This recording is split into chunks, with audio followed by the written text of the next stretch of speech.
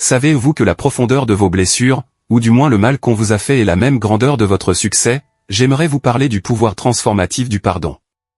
Le pardon n'est pas un acte de faiblesse mais de profonde force. Il ne s'agit pas d'oublier ou de minimiser la douleur causée, mais de libérer votre cœur de la colère et du ressentiment qui entravent votre paix intérieure.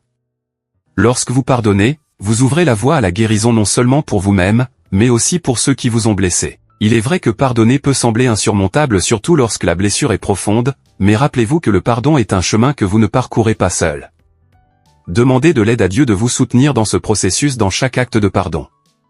Car le pardon est divin. Pardonnez comme vous souhaiteriez être pardonné. Pardonnez non seulement pour l'autre, mais pour votre propre paix. Libérez-vous de la prison de la rancœur. Dans le pardon, vous trouverez un chemin vers une plus grande compréhension et compassion non seulement pour les autres mais aussi pour vous-même. Dans le pardon, vous découvrirez une liberté et une joie que rien ne peut ébranler. Lorsque vous pardonnez, vous reflétez la miséricorde et l'amour incommensurable de Dieu et vous ouvrez votre cœur à recevoir encore plus de sa grâce. Chers frères et sœurs, pourquoi faut-il pardonner? Comment pardonner?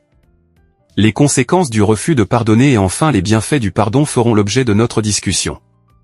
Je vous prie de rester jusqu'à la fin de cette vidéo afin de vivre un moment de prière pour implorer la grâce de pouvoir pardonner pour votre libération. Le pardon, dans sa dimension divine est libérateur. D'où celui ou celle qui ne pardonne pas à son prochain s'est lié lui-même. Qu'est-ce que le pardon, alors? D'abord, le pardon est divin. Le pardon est un acte de miséricorde que l'on pose envers son prochain qui est en tort vis-à-vis de soi-même. Le fait de pardonner ne vient pas de nous-mêmes, mais de Dieu.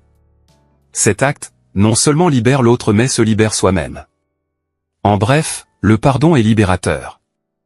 Mais souvent, l'acte posé par le prochain est grand et l'on a du mal à pardonner, et c'est là que se trouve le piège. Quelques exemples de blessures: la personne t'a abandonné sans raison, ou cette personne en qui tu as mis toute ta confiance t'a blessé au plus profond de ton cœur.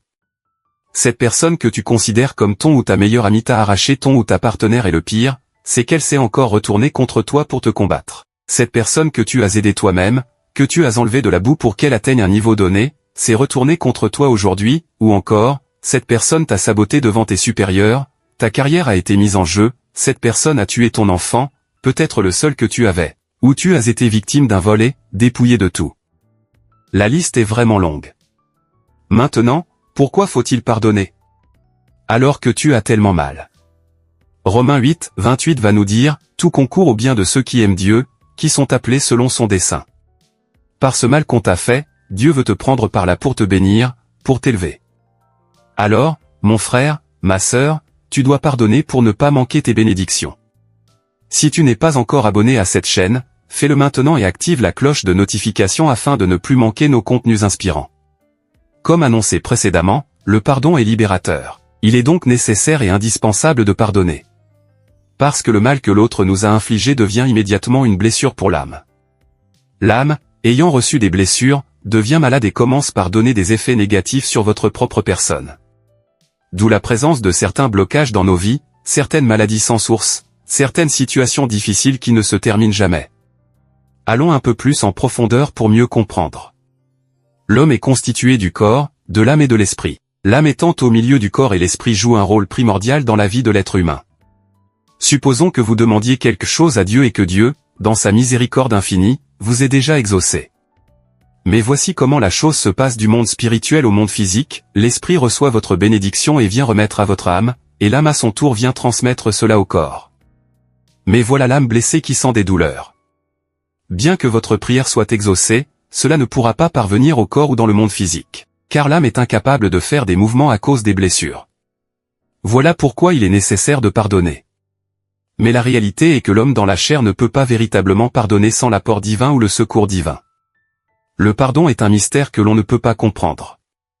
Une petite histoire, il y a une jeune fille qui est venue voir un prêtre exorciste pour l'aider à sortir de sa situation de maladie. Ils ont prié 1001 fois, mais rien ne changeait. Je vous rappelle que la fille ne marchait pas bien, ses pieds ont pris une autre forme alors qu'elle était née avec des pieds normaux. Alors un jour, le prêtre lui pose la question de savoir si quelqu'un l'avait offensée et qu'elle refuse de pardonner. C'est en ce moment qu'elle a avoué qu'elle-même avait présenté son partenaire à sa meilleure amie et s'était rendue compte après qu'ils s'étaient mis ensemble. Et qu'à partir de ce moment-là, elle a décidé de ne pas pardonner. et au prêtre de lui dire qu'elle doit pardonner pour être libérée. Après une brève prière devant le Saint-Sacrement, elle décida de pardonner et, devinez quoi, ses pieds se sont redressés et elle a commencé à marcher normalement. Chers frères et sœurs, voilà la puissance du pardon. Mais la grande question est comment avoir cette force de pardonner. Chers frères et sœurs, en réalité le pardon est divin. Pour y arriver, il faut suivre un processus car nul ne peut pardonner s'il ne fait pas recours à Dieu. Il nous faut un peu d'effort pour libérer notre âme. Demander cette grâce à Dieu est une bonne marche vers cette liberté. Seul lui peut nous accorder cette grâce. La première étape pour y parvenir, c'est d'avoir la volonté de pardonner à celui qui nous a fait du mal. Si vous avez la volonté, demandez la grâce du pardon. Jésus même nous l'a dit dans Matthieu 7h7, demandez, l'on vous donnera, cherchez, vous trouverez, frappez, l'on vous ouvrira. Dieu donne toujours à ceux qui lui demandent avec un cœur sincère. La deuxième étape est l'abandon au Saint-Esprit. Jésus nous dit encore dans Luc 11h13 ceci, si donc vous, qui êtes mauvais, vous savez donner de bonnes choses à vos enfants, combien plus le Père Céleste donnera-t-il l'Esprit Saint à ceux qui le lui demandent. Alors, demandez à Dieu de vous remplir du Saint-Esprit jusqu'au débordement. Soyez en train de demander cette grâce d'être rempli du Saint-Esprit jusqu'à ce que vous soyez vraiment rempli par cette puissance qui vous permettra de tout lâcher et de vous libérer. À ce stade, les blessures ne vous feront plus du mal mais au bien au contraire vous commencerez par ressentir une paix qui dépasse tout entendement. Ce cheminement vous permettra de vous libérer, de guérir de tous les maux physiques et spirituels. Les maladies de votre corps causées par ces blessures vont commencer par se débarrasser de vous. Tous blocages spirituels seront transformés en bénédictions. Rappelons-nous que la patience est indispensable dans ce processus. Cette guérison ne viendra pas du jour au lendemain ou en un claquement de doigts. Prions ensemble, Père Céleste, toi le Papa le plus fidèle, le plus miséricordieux, nous, tes pauvres enfants sommes à tes pieds et nous te demandons la grâce de pardonner à nos prochains. Tu nous connais, des êtres très faibles que nous sommes. Nous avons la volonté de pardonner mais nous n'avons pas la force. Daigne nous remplir de ton Saint-Esprit. Nous sommes conscients que sans la puissance du Saint-Esprit nous ne pouvons pas pardonner. Père éternel, envahis-nous, remplis-nous de ton esprit jusqu'au débordement. Nous en avons besoin. Nous te le demandons par Jésus-Christ notre Sauveur. Amen.